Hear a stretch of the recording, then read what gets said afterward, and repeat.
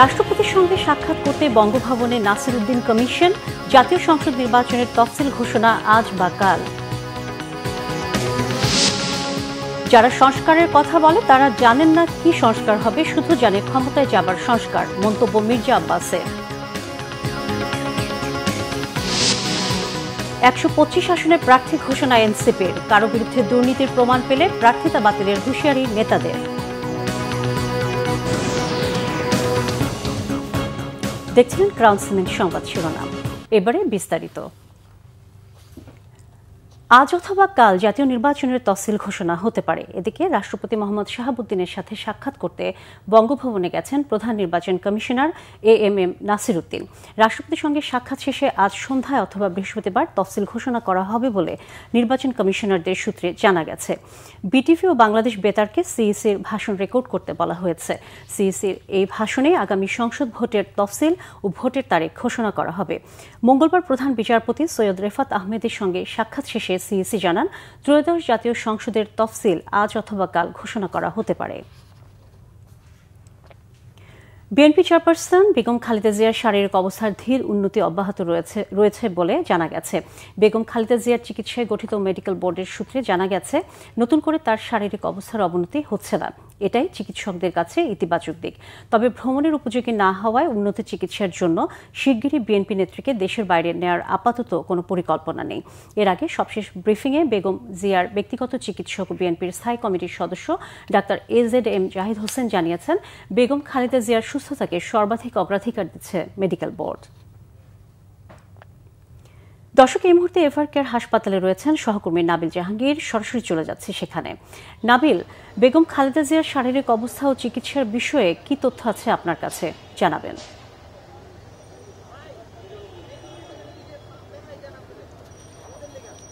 সোনিয়া, আপনি যেমনটা বলছিলেন, আসলে একাধিক স্বাস্থ্য জটিলতা নিয়ে কিন্তু বেগম জিয়া এই মুহূর্তে চিকিৎসাধীন রয়েছেন এবং তার মেডিকেল বোর্ডের যারা সদস্যরা রয়েছেন তারা যেটি বলছেন, তার অবস্থা আগের থেকে অবনতি হচ্ছে না। এটি কিন্তু আসলে এখন সব থেকে ইতিবাচক বিষয়। এবং আপনি জানেন যে তার যে লিভারের যে জটিলতা ছিল সেটি কিছুটা উন্নতি হলো। এই মুহূর্তে সব থেকে বড় যেটি চ্যালেঞ্জ তার জন্য সেটি হচ্ছে কিডনির সমস্যা এবং তার কিন্তু নিয়মিত ডায়ালাইসিস চলছে। আপনি জানেন যে দেশি বিদেশি চিকিৎসকদের সমন্বয়ে যে মেডিকেল বোর্ড তারা কিন্তু বলছেন যে এই মুহূর্তে তাকে উন্নত চিকিৎসার জন্য লন্ডনে নিয়ে যাওয়া সেটি আসলে উপযুক্ত তার পরিস্থিতি নেই এবং সেই জন্য কিন্তু তারা লন্ডনে যাওয়ার যে বিষয়টি সেটিও আপাতত স্থগিত রেখেছেন। এবং আপনি আসলে যেমনটা বলছিলেন, তার যে শারীরিক যে অবস্থা সেটি কিন্তু অনেকটাই আসলে অপরিবর্তিত, অর্থাৎ অনেকটাই আগের মতোই রয়েছে। এবং নিয়মিত ব্রিফিংয়ে ডাক্তাররা যেটি জানাচ্ছেন, তাদের মেডিকেল বোর্ডের চিকিৎসকরা যেটি বলছেন, আসলে তার যে অবস্থা সব মিলিয়ে কিছুটা কিন্তু আসলে উন্নতি হয়েছে সেটাও কিন্তু আসলে বলা যায়।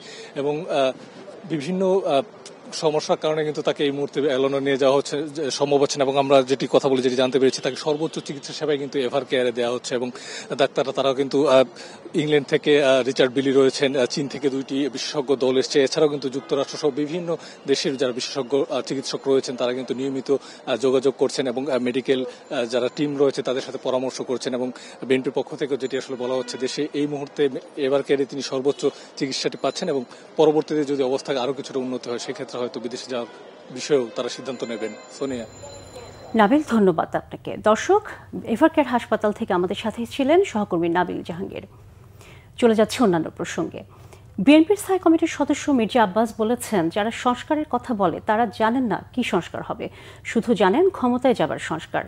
বিএনপির নির্বাচনী প্রচারণার অংশ হিসেবে রাজধানীতে কৃষিবিদ ইনস্টিটিউশনে জাতীয়তাবাদী যুব দল ও কৃষক দল আয়োজিত অনুষ্ঠানে তিনি এসব বলেন। মির্জা আব্বাস আরও বলেন, সংস্কার বিএনপির সৃষ্টি, কেউ চাইলে এখান থেকে পরিকল্পনা নিতে পারবেন। বেগম খালেদা জিয়া শুধু বিএনপির নেত্রী নয়, সব দল মতের অভিভাবকে পরিণত হয়েছেন। তারেক রহমান দেশে এসে দলের হাল ধরবেন বলেও আশা প্রকাশ করেন মির্জা আব্বাস। সকল দল স্বীকার করে, এমনকি আমাদের চরম শত্রু যে দলগুলো আছে আমাদের বিএনপিকে পছন্দ করে না, তারাও স্বীকার করেছে দেশনেত্রী বেগম খালেদা জিয়া এখন দলমত নির্বিশেষে সকল মানুষের অভিভাবক উনি। আমরা এখন আপনারা দেখেছেন নিশ্চয়ই ইতিমধ্যেই ওনাকে অনেক রকম মর্যাদা দেওয়া হয়েছে সরকারি পর্যায়ে। তো ওগুলো আমি আমার বুঝি না, আমি শুধু বুঝি এটুকুই যে আমার নেত্রী একজন তুলনাহীন একজন নেত্রী হিসেবে নিজেকে প্রমাণ করতে পেরেছেন। বিএনপির ভারপ্রাপ্ত চেয়ারম্যান তারেক রহমান বলেছেন, বিএনপি প্রতিশোধের রাজনীতি পরিহার করে সমাধানের পথে চলতে চায়। তিনি বলেন, কোনো বাংলাদেশিকে রাষ্ট্রের ভয়ে বাঁচতে হবে না, সে সরকারের সমর্থক হোক বা বিরোধী। মানবাধিকার দিবস উপলক্ষে ফেসবুকে দেওয়া এক বিবৃতিতে তিনি এসব কথা জানান। তারেক রহমান বলেন, গত 16 বছর ধরে বাংলাদেশ একটি কালো মেঘের নিচে চাপা ছিল। কারোর ক্ষেত্রে এই অন্ধকার ছিল তীব্র, কেউ আবার নীরবে সইতে বাধ্য হয়েছে। তবে যারা তৎকালীন পতিত সরকারের বিপরীতে অবস্থান নিয়েছিল, তাদের জন্য ভয়, মিথ্যা মামলা, রাতের বেলা দরজায় কড়া নাড়া, গুম, নির্যাতন এসব ছিল নিত্যদিনের বাস্তবতা। অসংখ্য পরিবার অপেক্ষা করেছে তাদের প্রিয়জনের জন্য, যারা আর কখনো ঘরে ফেরেনি। তিনি বলেন, এই বোঝা বিএনপির চেয়ে বেশি আর কেউ বহন করেনি। বিচার বহির্ভূত হত্যা, গুম, হেফাজতে মৃত্যু, মিথ্যা মামলায় বিএনপির নেতাকর্মীরাই সবচেয়ে বেশি আক্রান্ত হয়েছেন। 2024 সালের গণ অভ্যুত্থানেও সবচেয়ে বেশি রক্ত ঝরেছে বিএনপির ঘরেই। তারেক রহমান বলেন, এখন বাংলাদেশের প্রয়োজন রাজনীতির চেয়েও বড় কিছু, একটি ঐক্যবদ্ধ দেশ, যেখানে ভিন্ন মত গণতন্ত্রের অংশ হবে, নিপীড়নের কারণ হবে না, যেখানে কাউকে গুম বা নির্যাতনের শিকার হতে হবে না। 125 আসনে প্রার্থী ঘোষণা করেছে জাতীয় নাগরিক পার্টি এনসিপি। সংবাদ সম্মেলনে এনসিপি নেতা আক্তার হোসেন, হাসনাত আবদুল্লাহ ও নাসিরুদ্দিন পাটোয়ারি প্রার্থী ঘোষণা করেন। ত্রয়োদশ জাতীয় সংসদ নির্বাচনে 125 আসনে প্রাথমিকভাবে মনোনয়ন ঘোষণা করেছে জাতীয় নাগরিক পার্টি। সকাল 11টায় রাজধানীর বাংলা মোটরে দলটির অস্থায়ী কার্যালয়ে এক সংবাদ সম্মেলনে এনসিপির সদস্য সচিব আক্তার হোসেন এসব আসনের প্রার্থীদের নাম ঘোষণা করেন। আক্তার হোসেন বলেন, মনোনয়নপত্র বিতরণের কাজ শেষ করা হয়েছে। তিনি বলেন, যাদের নাম প্রকাশ করা হয়েছে তাদের বিরুদ্ধে যদি কোনো অভিযোগ থাকে, সেটা তদন্ত করে তার প্রার্থিতা বাতিল করা হবে। সাগরের তীরে যেন গভীর জলরাশি থেকে উঠে আসা এক দানবটি তৈরি করা হয়েছে প্রকৃতি ও পরিবেশ বিনাশী প্লাস্টিক দিয়ে। প্লাস্টিক দূষণের ভয়াবহতা সম্পর্কে সচেতনতা বাড়াতে কক্সবাজার সমুদ্র সৈকতে প্রদর্শিত হচ্ছে বিশাল আকৃতির এই দানবটি। সমুদ্র উপকূল থেকে সংগৃহীত পরিত্যক্ত প্লাস্টিক দিয়ে এটি তৈরি করেছে একদল স্বেচ্ছাসেবী। মুর্শিদুর রহমান খোকনের রিপোর্ট দেখুন বিস্তারিত। কক্সবাজার সমুদ্র সৈকতে অন্ধকার ভেদ করে যেন সমুদ্রের বুক চিরে উঠে এসেছে লাল চোখ রাঙানো এক ভয়ানক দানব। 50 ফুট উঁচু বিশাল এই দানব প্রতীকী হলেও তা প্লাস্টিক দূষণের ভয়াবহ বাস্তবতার নির্মম প্রতিচ্ছবি। স্বেচ্ছাসেবী সংগঠন বিদ্যানন্দ ফাউন্ডেশনের প্লাস্টিকের বিনিময়ে খাদ্য ও নিত্যপণ্য কর্মসূচির আওতায় সংগৃহীত প্রায় 10 টন পরিত্যক্ত প্লাস্টিক বর্জ্য দিয়ে তৈরি করা হয়েছে এই দানবটি। ঢাকা বিশ্ববিদ্যালয়ের চারুকলা অনুষদের একদল শিল্পী নির্মাণ করেছেন দানবটি। এটা হচ্ছে আমরা মানুষরা শুধুমাত্র আমরা একটা মেসেজ দিচ্ছি যে আসলে আমাদের পৃথিবীটা যে আসলে প্লাস্টিকের মাধ্যমে যে ধ্বংস হচ্ছে এটা দেখানোর জন্য, যে আমরা আসলে প্লাস্টিক যে পরিমাণে ব্যবহার করতেছি কিংবা হচ্ছে এখানে সেখানে প্লাস্টিক ফেলাচ্ছি, এটা আমরা আসলে পরিবেশটা আমাদের খুব নষ্ট হচ্ছে। দানবটি দেখতে প্রতিদিন ভিড় করছেন পর্যটক ও স্থানীয়রা। পরিবেশ বিনাশে প্লাস্টিকের ভয়াবহতা সম্পর্কে সচেতন হচ্ছেন তারা। যারা এই কাজটি করেছে, এই দানবটি তৈরি করেছে, তাদেরকে ধন্যবাদ। তারা বোঝানোর চেষ্টা করেছে যে প্লাস্টিক আমাদের পরিবেশ ধ্বংস করছে। আমাদের হোটেলেও অনেক সময় যে প্লাস্টিকের বোতলগুলো দেওয়া হয়, এই প্লাস্টিকের বোতলগুলো যদি আপনার কাচের বোতল হয়, এক্স্যাক্টলি এই প্লাস্টিক এত বেশি হবে না। মানুষ যাতে সচেতন হয়, এটা খুবই ভালো উদ্যোগ। ওয়ান টাইম যে প্লাস্টিকগুলো আছে এগুলো আসলে বর্জন করা উচিত। প্লাস্টিক সামগ্রী নিরুৎসাহিত করতে রাখা হয়েছে প্লাস্টিক এক্সচেঞ্জ স্টোর, যেখানে প্লাস্টিক জমা দিলে মিলছে নিত্যপণ্য। এবছর অগাস্ট মাসে আমরা 6 মাস ব্যাপী প্লাস্টিক এক্সচেঞ্জ প্রোগ্রাম আমরা এখানে চালু করি এবং এই এক্সচেঞ্জ প্রোগ্রামের মাধ্যমে আমরা আজকে পর্যন্ত প্রায় 80 মেট্রিক টনের বেশি সামুদ্রিক প্লাস্টিক আমরা সংগ্রহ করেছি। পর্যটকদের ফেলে যাওয়া প্লাস্টিক বর্জ্যের ক্ষতিকর দিক তুলে ধরার পাশাপাশি তা ব্যবহারে সচেতনতা এবং পুনঃব্যবহার উৎসাহিত করতেই এমন উদ্যোগ জানালেন আয়োজকরা। প্লাস্টিক গিয়ে আমাদের পরিবেশকে দূষণ করতেছে, যে বৈচিত্র্য ক্ষতি করছে, যে এটা একটা আমরা ফটো এক্সিবিশন আমরা রাখছি মূলত যাতে মানুষ সচেতন হয়। এর উদ্দেশ্যের কথা তুলে ধরলেন জেলা প্রশাসকও। এই প্লাস্টিক বিষয়ে সচেতন হতে হবে, আমাদের পৃথিবীটাকে রক্ষা করতে হবে। প্রতি বছর পর্যটক আসে, ওনাদেরকেও বিশেষভাবে অনুরোধ করব প্লাস্টিক কোনোভাবেই যেন না ফেলে। প্রতি বছর সারা বিশ্বে যে পরিমাণ পরিত্যক্ত প্লাস্টিক বর্জ্য তৈরি হয় তার মাত্র 9% রিসাইকেল হয়। বাকি প্লাস্টিক পরিবেশ ও সাগরে মিশে নষ্ট করছে পরিবেশ ও পানি।